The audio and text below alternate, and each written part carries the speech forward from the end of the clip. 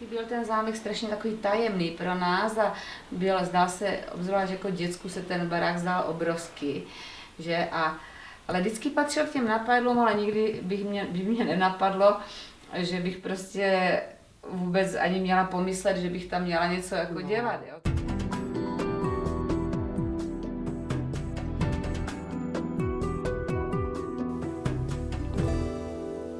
Bylo hnojiště, tady byly slepice, nahoře pod Polnou byla i dokonce kráva, bylo tu prase, jo, prostě celé takové malé hospodářství a babička měli pole, ty byly jako daleko od toho domku. Takže tady jsme tak vyrůstali. Byla zahrádka, pole byly daleko od baráku.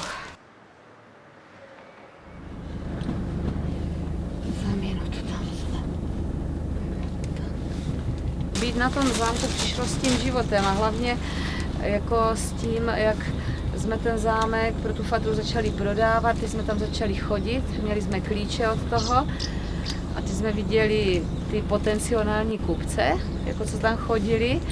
My si říkali, no přece takový člověk nemůže koupit náš zámek na Pajedelský, no a tak vznikla ta myšlenka teda dost spontánně, že prostě že to zkusíme, no a tak se to podařilo. Jako myslím teda tu koupi a vůbec prostě tam být, no, na tom zámku.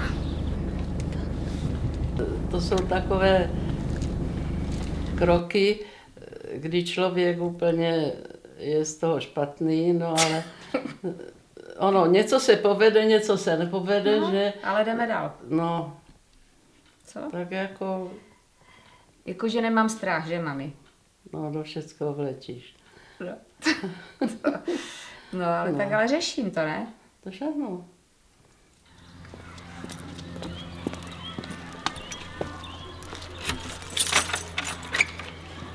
Ten zámek tady léta chátral a my, když jsme tady přišli, tak tady byly pootvírané okna celou zimu a prostě já nevím, jestli i několik let možná.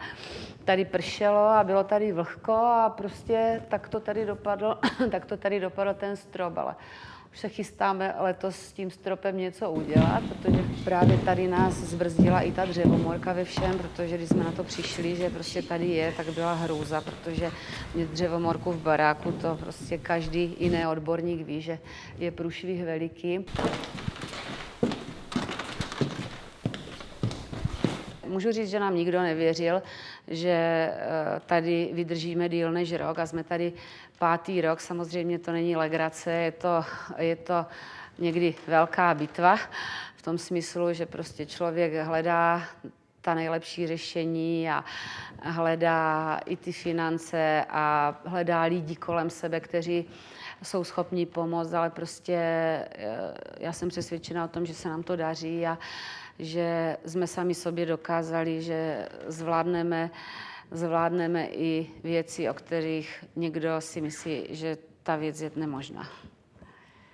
Mamka je prostě bojovník, je sebevědomá, neměla strach opustit tu svoji původní branži, svoji původní profesi a šla za tím a dělá teďka, co jí baví, což si myslím, že je podstata. I když taky někdy má rezervy v tom to těm lidem přiznat, což je jako velice jako těžké, protože my obecně v České republice jako někdy nalháváme něco sami sobě i svému okolí a nejsme schopni napřímo říct, tak já miluji třeba vaření a budu vařit a je úplně jedno, že mám 10 titulů, ale prostě takto to mám a takto to cítím a chci to takto dělat. Což si myslím, že teďka je super, že se jí to povedlo a že to dělá. Kdy to budete mít nachystané, jak to zvládnete rychle? Tak chvíli, to máme tak chvilku udělané. Hodinka ani ne. Hodinka ani ne. Budou tam nervy. Budou tam nervy, no v kuchyni jsou vždycky nervy. Protože po zítřku bude... Jasně. Víme, o co jde. Co ještě my tady budeme dávat? Ještě kde je ta květinařka, kde má ty věci? No, květinářka dělala jenom ty velké vázy. Tady nachystala ty stínečky na ty malinké. Jasně, a my tam dodáme ty naše věci. Prosím? Tak ty už běž. No, když mi bylo řádově tak 14 let, tak se naši začali rozvádět a měla jsem potom 15, byla jsem na 1. ročníku na gymnáziu, tak se teda rozvedli a prostě došlo k té situaci, že já jsem se s tou matkou prostě starala o tu rodinu. Byl takový život, no a ten život k tomu vedl, že se nedalo nic jiného dělat. No. No jako co nic jiného. No, tak museli jsme bojovat, no. No, bojovat. No ale co, jako, No. co konkrétně? S tím jsme byli 3 sestry a jsme měli takového velice šikovného otce, jako myslím vizážně šikovného, takže všechny ženské ho chtěli, on chtěl všechny ženské, takže v finále bylo takové, že se teda moje matka s ním rozvedla, no a my jsme zůstali s tou mátí, ty 3 děcka, no a máti onemocněla. Jsme byli odkázané sami na sebe a věděli jsme, že prostě někam to musíme dotáhnout, no. Takový je život. Takový je život, no. Já jsem tu výchovu v dětství neměla takovou, abych byla prostě sebevědomá a abych prostě ten strach neměla, spíš naopak, protože u nás byl strach jako tím, jak jsme byli sami z toho, že se utrhne splachovátko na WC, protože to bylo, matka měla strach z toho, kdo to spraví, že tak já jsem se to potom naučila spravovat, tady tyto věci, tak jsem si prostě sama sobě cíleně řekla, prostě ne, teďka nebudu mít z tohoto strach, já budu tu situaci řešit, až se opravdu stane.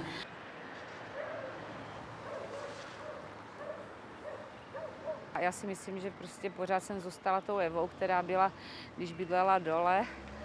Pro mě je to akorát v tom, že se nestarám o malý barák, ale starám se o velký barák a že ta zodpovědnost, kterou jsme si na sebe vzali tím, že jsme tento zámek, tento dům koupili, tak je mnohonásobně větší, protože, jak jsme si už řekli, je tu ten historický odkaz a je tu odkaz takový společenský a prostě leží to teďka na našich bedrech. To je bazén, který tady nechal postavit právě Jan Antonín Baťa a prostě ten bazén má pro mě takovou osobní jakousi důležitost, protože já jsem se naučila v tom bazénu plavat. Když jsem měla tak 6 let, tak my jsme tady všichni chodili se učit plavat a byli jsme hrozně pyšní na to, že se prostě můžeme koupat na zámku. Takže to je takové zajímavé.